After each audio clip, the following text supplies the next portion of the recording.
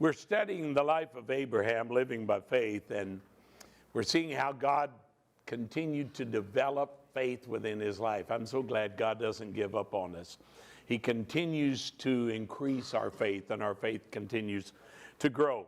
And so this is the fourth stage in this verse, Hebrews 11 and 13, where he talks about faith. I'm calling this one the tongue of faith. To read the text again, Hebrews 11 and 13, these all died in faith, not having received the promises, but the first thing they did, having seen them afar off, that's the eye of faith, they were assured of them, that's the mind of faith, embraced them, that's the heart of faith, and confessed that they were strangers and pilgrims on the earth. That's what I'm calling the tongue of faith. The Bible has a lot to say of warnings about the abuse, misuse of our tongue. One brother called it the mouth trap. Somebody else called it hung by the tongue. But it's just simply the same problem that reoccurs over and over in our life. Our words get us in trouble. For instance, in Proverbs 6 and 2, he said, you are snared by the words of your mouth. Boy, that's quite a strong warning. Here's another one about being double-tongued. In 1 Timothy 3 and 8, he said, do not be double-tongued. And in particular there, he was speaking about the office of the deacon, but it applies to all of us. Don't have double vision. Don't be double-minded. Don't have a double heart, or here, don't have a double tongue. Now, something I want to emphasize in the beginning of this lesson is what we say is connected with our heart. Because as Jesus said, out of the abundance of the heart, the mouth speaks. And so I've seen people that try to reverse the order of this, and they're working on the tongue, but they haven't done anything about the heart, about the mind, and about the vision, what they see. So don't reverse the order. The tongue is important, but it's the last one in this particular series of faith that God develops in the life of Abraham. Let me talk about the negative side first here for Abraham. I'll call it the tragedy of fear. And you find this in Genesis, the 21st chapter. It's really sad to see him at this stage of his life, and he still has a problem with lying. I don't know what your problem is, but don't think that, that his problem's any worse than yours. His problem came back from fear. His wife was such a beautiful woman that he was afraid they would kill him to get her. And it's reoccurring in his life again. This is the second time that he's lied about Sarah being his wife. That's not good. That's not good at all, and I don't want to in any way make this seem like it's not a serious problem. It was a serious problem, and he only overcomes it, and he does here. You never see it happening again, when he confessed it. And I think that's the problem for many times in our lives. We're not willing to confess what we did. We're not willing to say it. One of the interesting things in this verse, this chapter, Genesis 21, it's the king that he lied to. God is giving him a strong warning in a dream what's going to happen to him if he doesn't restore this prophet's wife. Now, he's a prophet. In fact, God said, you restore his wife, and then you ask him to pray for you. Boy, he's a prophet, all right. He's a lying prophet's what he is. He's got a problem with telling lies about his wife. And how many would want a lying prophet to pray for you? Well, that's what it says there in your Bible. And Abraham prayed for him, and God healed his household, and God blessed them. There's a lot of things I read like that in the Bible that I just shake my head and say, boy, that's more difficult than I can understand. A lying prophet praying and God answering it. But it shows that God was connected in covenant relationship with Abraham. He's not going to let Abraham get away with this. No, he's going to have to deal with it. So it's the first thing. It's a negative side of the wrong kind of talking, but it has to be dealt with. Now, let's talk about the positive side. The test of faith. The test of faith. And the truth is, God will test us. This happens in Genesis, the 22nd chapter, and it said, and it came to pass that the Lord tested Abraham. He'll test us too. He always does. I had a friend one time, he was saying, Lord, I wish there was some way I could just give these people a test to see if they're really understanding what I'm talking about. And he said, I sense God speaking to me saying, I'll give the test, you just teach the lesson. And it's really true.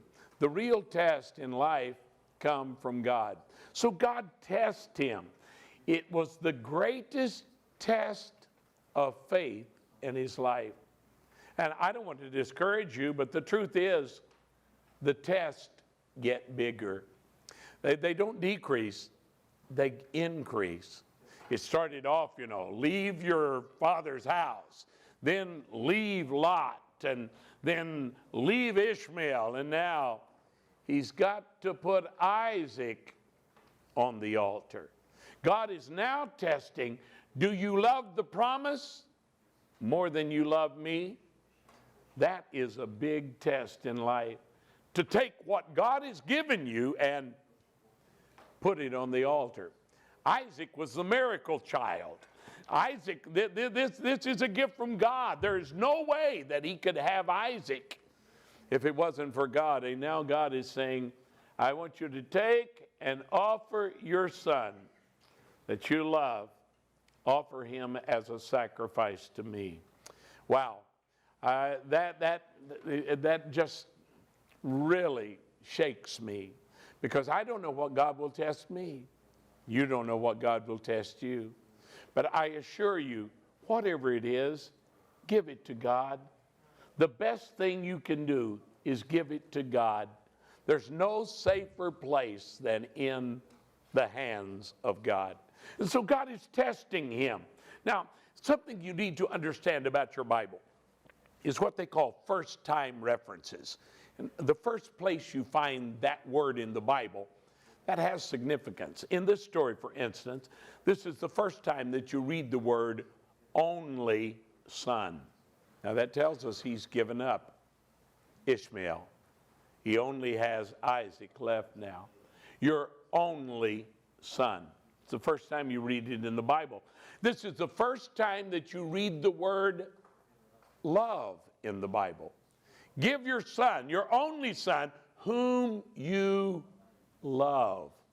Well, God has a way of narrowing things down, defining it in a way that we cannot deny what he is saying. It's the first time you find the word love in the Bible. And here's another word that this is the first time you find it in the Bible, is the word worship. Worship. Now, what that does for us, and again, the law of first reference. The first time you find a word in the Bible, it has special significance. What this does, it connects the word worship and the word love together. So worship is always connected with offering something to God that you love. Always. That's the lesson that we're learning from this. If we're going to walk with God in a walk of faith, we not only have to give up the things we don't like, we have to give up things we love. And it is an act of worship. One of the things that moves me in Abraham's response, the Bible said, Abraham arose early in the morning to go sacrifice his son. Now, I confess to you, I'm just being as honest as I possibly can. I've got up early for a lot of things, a lot of times.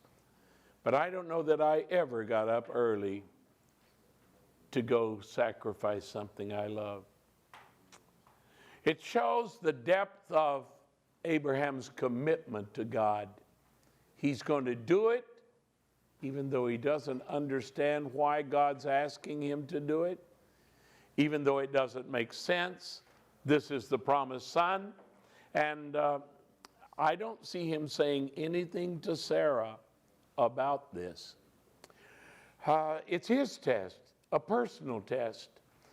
It's not Sarah's, it's his. Well, I'm sure if Sarah had known about it, there would have been a big, big discussion.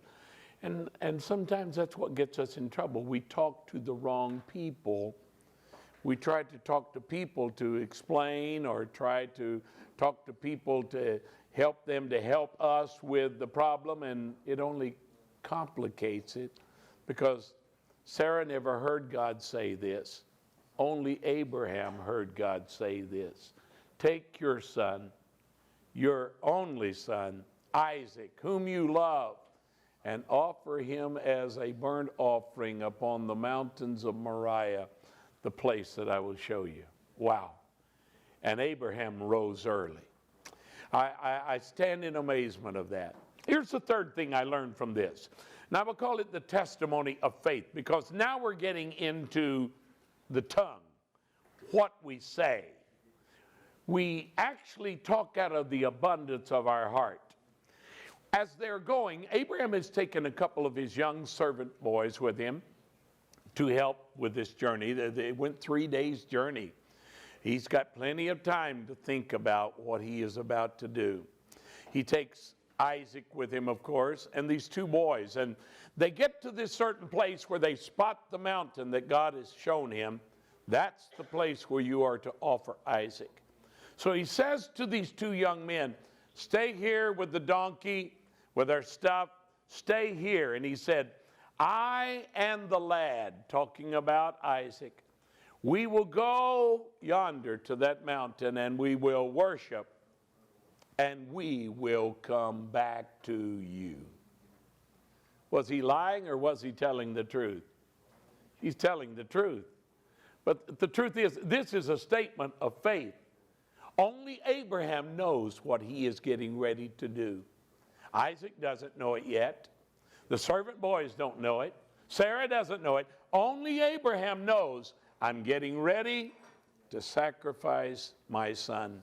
But his statement was, and obviously he's thought about this for 3 days. He's turned it over and over in his mind.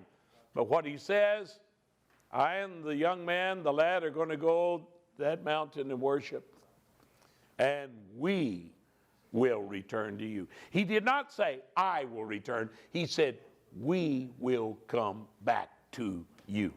That's a statement of faith. He's developing the tongue of faith. Now, there's so many people, you know, they're like parrots. They memorize a phrase, and they think that if I say it long enough, I say it. I remember once I was in Guatemala and teaching, and we got back to the room that night, and the hotel room is dark, and I stopped by the front desk of the hotel, picked up the bottle of water. It's dark, I can't see, other than I know it's a bottle of water, and I go to my room. I drank about half the bottle of water and went to bed. I get up the next morning and get dressed and go eat some breakfast, come back to brush my teeth before I leave to teach, and now it's daylight outside, and I can see in my room, and I look at my bottle of water, and it's full of green algae. Look just like a pond, or, you know, a body where just that green scum. It's full of it, and I've drank half of it. Oh, man, I already felt sick in my stomach, and nothing wrong before, but when I saw that, man, I started quoting scriptures as fast as I could. If they drink any deadly thing, it shall not hurt them. I mean, I'm saying it over and over, and what I tried to do is build my faith up to the point that I would really believe God and not just say it, but really believe God. God was merciful to me. I didn't even get sick about it, but boy, I always think of that. The tongue of faith. God says, as Abraham says, as he starts up the mountain, his son says to him, Daddy, we've got the wood. He's carrying it on his back. The wood is a good picture of the cross that Jesus carried for us. He's carrying the wood on his back, and he said, you've got the knife and the fire, but where's the sacrifice?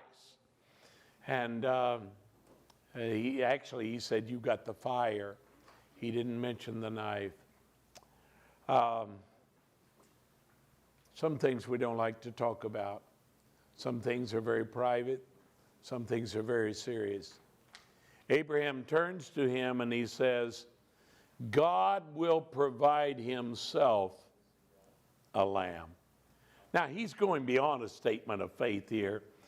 He didn't know Isaac was going to ask him this question. Where is the lamb?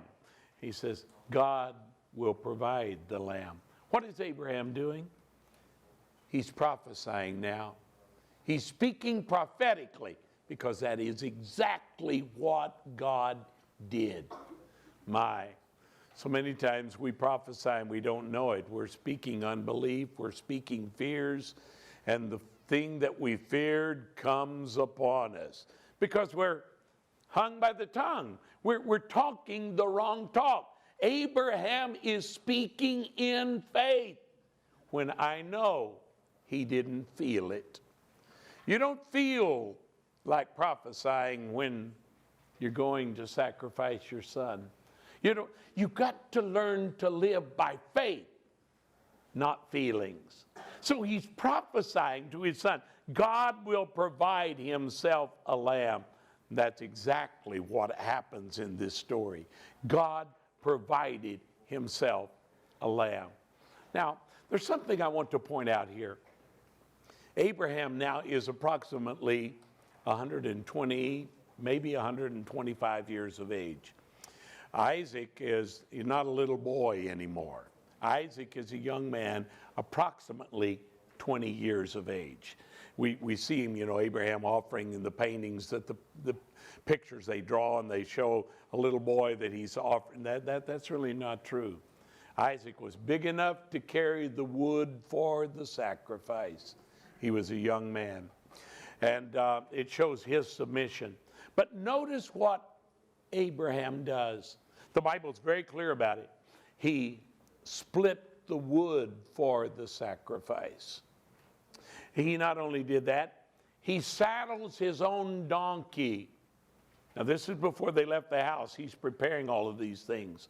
When they get to the mountain, he built the altar.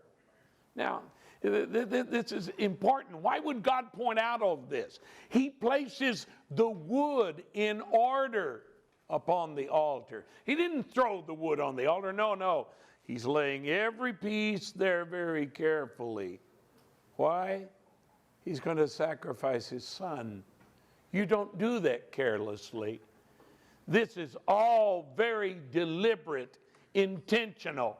Why is he doing this? And then it said, he bound his son upon the altar.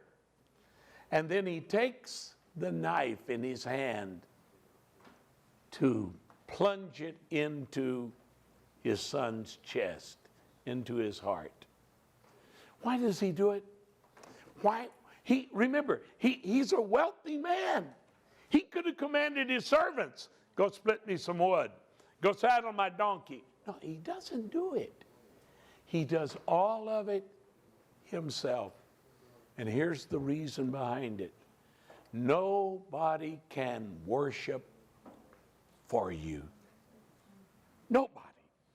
You're the one that has to build the altar, make the sacrifice. Nobody can do that for you.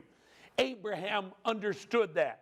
A friend of mine told me he was in South America and he went down to the market, and of course, they got all kinds of religious things they're selling. And this one man, he keeps yelling, cheap crosses for sale, cheap crosses for sale. That's religion. But I can assure you, there are no cheap crosses. Cross is the place where you go and die. And in Abraham's mind, no doubt he's died 1,000 deaths. Isaac didn't know what was going to happen. But he knew. He knew. And yet, very intentionally, deliberately, he does all these things. We've got to do the same thing. We've got to do the same thing. I think one of the biggest mistakes that happens in the Spirit-filled community is because of the power of the Holy Spirit. He is so awesome. It's overwhelming. I just came from among some refugees, and I haven't sensed the presence of Jesus that powerful in a long time. All these people had spent time in prison, in jail for their faith, and their worship was so pure. It was so, the presence of God, but it has cost them everything. Their families, their homes, their homeland, their jobs, their positions. It's cost them everything to follow Christ. Oh, this is Abraham. As he offers to God what God has asked, that which you love, your only begotten Son. Now let me talk about a fourth area here. This fourth area, I'm going to call it the triumph of faith. And I love this part of the story because this is where God turns it all around. Only God can do that for us. Excuse me. God gets in a hurry when Abraham lifts the knife to plunge it into Isaac's chest. God gets in a hurry because he knows that's exactly what that Abraham is going to do. And remember, it was a test. It was a test. And Abraham has passed the test. He has proven, I will do what you say.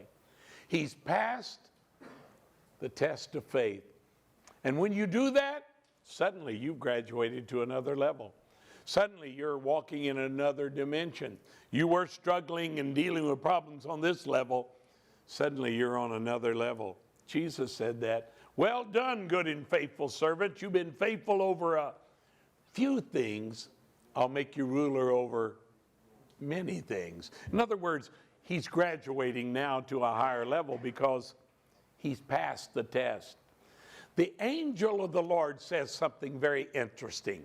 He says, now I know that you fear God because you have done this thing.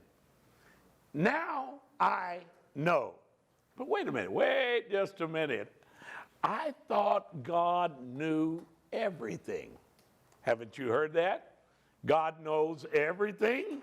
Then how can the angel say, now I know? The key is the word know there. The key. Now I know. The reason God uses that particular word is because it's an experienced knowledge. In other words, we're not talking about something intuitive. No, Abraham has passed the test.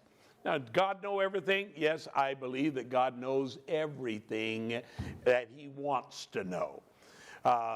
Because God knows the future, God understands. But what God is saying, now I have experienced your faith in a way I've never experienced it before.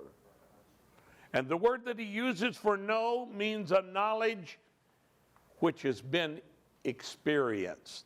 To clarify this and make this very clear for you, the same word is used in Genesis, the 4th chapter, and verse 1, where it says, and Adam knew his wife Eve. You mean he hadn't met her before? Well, of course he had met her before. What's it talking about? He knew her. It's simply saying he has experienced her in a way he never experienced her before. He knows her in a new dimension, in a way he's never experienced her before. And of course, it's talking there about the husband and wife relationship. That's what God is saying about Abraham. He's saying, I've never experienced this kind of faith. Well, I know. Wow. No wonder he's passed the test of faith. He's on a completely different level now because he has done what God asked him to do. Same thing is true in our lives. I think that God knows whatever he wants to know intuitively, but for God to experience it, we have to pass the test. It depends on how we respond. And Abraham has responded in the right way. Now, what I find is very interesting, God himself begins to prophesy. And he says to him, because you have done this thing, in blessing I will bless you, in multiplying I will multiply you, and your seed is going to possess the gates of their enemy. It's quite obvious God is pleased with Abraham. I mean, what he is saying to Abraham is wonderful promises of God. What we know, though, all the promises of God are conditional. I'm sure you've heard preachers say that, and it's true. Every promise that God makes has a condition attached to it. If you will do this, then I will. A classic example, of course, is 2 Chronicles, where he said, if my people who are called by my name will humble themselves and pray, then I will hear. That's the way every promise of God is. If you will do this, then I will do that. They're all conditional. But how can God say to Abraham, because you have done that? He says it because Abraham has met the condition. The same is true for us. When we have done what God asked us to do, when we have, then God offers his promises that there's nothing that Abraham has to do at this point for God to do this, because he's already met the conditions. That's the way I want to live. I don't want to live on this side of, if you will do that, then I will do that. No. I want to live on the side of it, because you have done this thing. Because you have done it, I'm going to do this for you. That's where Abraham is. It's only after he passes this test that he can see God's provision. This is where the Bible said God had hid a ram in the thicket, caught by its horns. Quite obviously, anytime an animal is caught like that and you walk up on it, it freezes. It doesn't want you to see it, and if it stays real still, very possibly you'll never even know it's there.